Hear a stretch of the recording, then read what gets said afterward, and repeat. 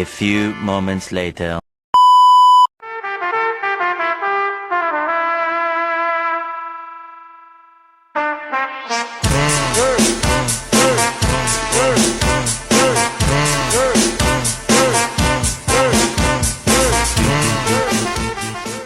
Saya akan melaporkan hasil observasi di TK Cangkurileng, Tasikmalaya.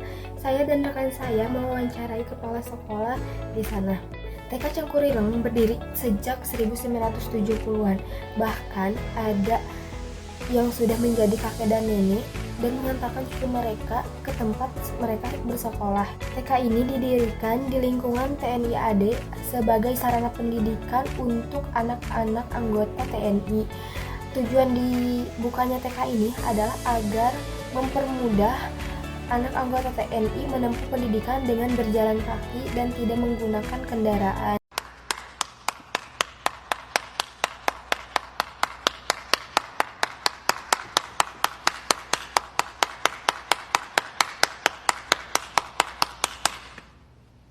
Pendirian TK ini juga merupakan salah satu program kesejahteraan keluarga bagi anggota TNI yang difasilitasi oleh organisasi istri prajurit, di mana ketua yayasan TK ini lalu dijabat oleh istri Panglima TNI yang sedang bertugas. TK ini yang pada awalnya diperlakukan untuk bagi anak-anak anggota TNI, kemudian berkembang dan banyak masyarakat umum yang berminat sehingga jangkauan dampak positif sekolah ini terhadap lingkungan sekitar semakin luas. Program unggulan di TK Cangkurileng selalu memanfaatkan sumber daya alam dan potensi lokal yang tersedia. Salah satunya fokus terutama kepada sepak bola. Persiapan untuk kegiatan ini dilakukan sejak jauh hari sebelum kegiatan menghadapi berbagai kegiatan perlombaan atau kompetisi di tingkat kecamatan dan kota. Latihan ini diadakan secara rutin dan dibimbing khusus langsung dari anggota TNI, sehingga kemampuan dan disiplin para pemain dapat terus berkembang. Selain itu, aktivitas seni dan budaya juga merupakan bagian dari program unggulan di TK Cangkurileng. Dan juga ada English Day dan Sunda Day, di mana English Day itu digunakan pada hari Kamis dan pengenalannya tersebut hanya di dalam kelas saja dengan menggunakan metode bernyanyi. Kalau untuk Sunda Day itu dilakukan setiap hari dan dilakukan secara bertahap karena banyak anak-anak yang di tempat tinggal asal daerahnya itu dari luar kota Tasikmalaya, bahkan dari luar pulau. Untuk jumlah siswa terdiri dari 59 anak taman kanak-kanak, terdiri dari 4 kelas. Lalu ada kober yang terdiri dari 14 siswa, dan di sini juga di TK Cangkurileng terdiri dari 7 orang guru. Kurikulum yang digunakan di TK Cangkurileng masih mengacu pada kurikulum 2013 karena masih modifikasi antara kurikulum 13 dan kurikulum Merdeka. Penggunaan pendekatan atau model yang digunakan dalam setahun di TK Cangkurileng menggunakan model sistem area. Kementerian Pendidikan dan Kebudayaan Indonesia ada 4 model pembelajaran di pendidikan anak usia dini di Indonesia. Salah satunya adalah model pembelajaran area. Model pembelajaran area ini dibagi dalam berbagai macam area. Model area yang pertama adalah area seni. Kedua adalah area bahasa. Kemudian area yang ketiga adalah karya balok. Yang keempat adalah area matematika, dan yang kelima adalah bermain peran. Pembelajaran sentra area pun bisa menjadi area yang lain dalam perkembangan ilmu pengetahuan. Seperti kita mengenal area memasak, karya, pertukaran, dan sebagainya. Kekasan atau muatan lokal di TK Cangkurileng menggunakan muatan lokal Sunda. Untuk evaluasi pembelajaran anak usia dini di TK Cangkurileng ini menggunakan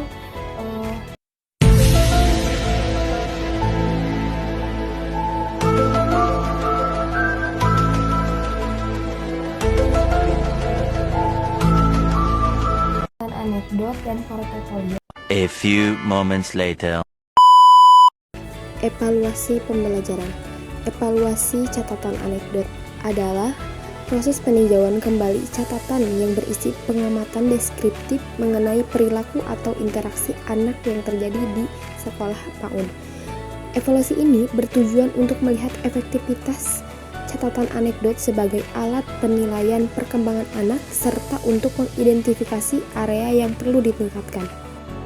Manfaat evaluasi catatan anekdot yang pertama yaitu memantau kemajuan anak, yang kedua mengidentifikasi kelebihan dan minat, yang ketiga menilai efektivitas pembelajaran, dan yang keempat yaitu meningkatkan komunikasi dengan orang tua. Proses evaluasi catatan anekdot yang pertama yaitu pengumpulan catatan anekdot dari tahun sebelumnya, yang kedua pemeriksaan kualitas catatan, yang ketiga analisis data, yang keempat evaluasi efektivitas, dan yang kelima rekomendasi peningkatan.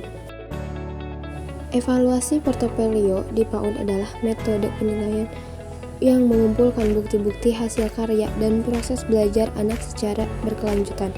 Portofolio ini digunakan untuk memantau perkembangan anak, baik secara kognitif, sosial, emosional, maupun keterampilan motorik.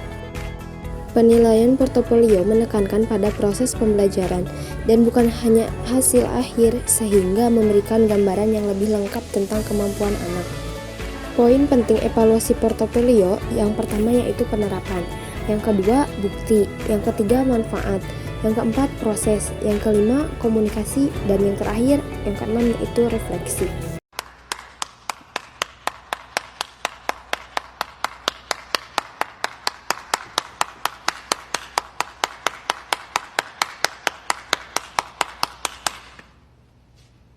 Penilaian portofolio menekankan pada proses pembelajaran dan bukan hanya hasil akhir, sehingga memberikan gambaran yang lebih lengkap tentang kemampuan anak. Keunggulan evaluasi portofolio yaitu membantu mendokumentasikan perkembangan anak secara holistik dan memberikan informasi yang lebih lengkap tentang kemampuan dan kebutuhan belajar mereka. Tantangan evaluasi portofolio dalam implementasinya adalah antara lain keterbatasan waktu guru, rendahnya keterlibatan orang tua, dan kesulitan menilai proses secara objektif.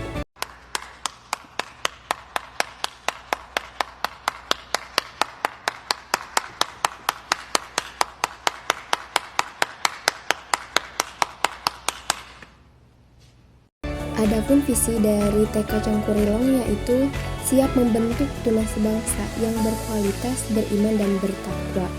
Misi dari TK Cangkurilong ini yang pertama membina prestasi dengan dilandasi semangat keteladanan.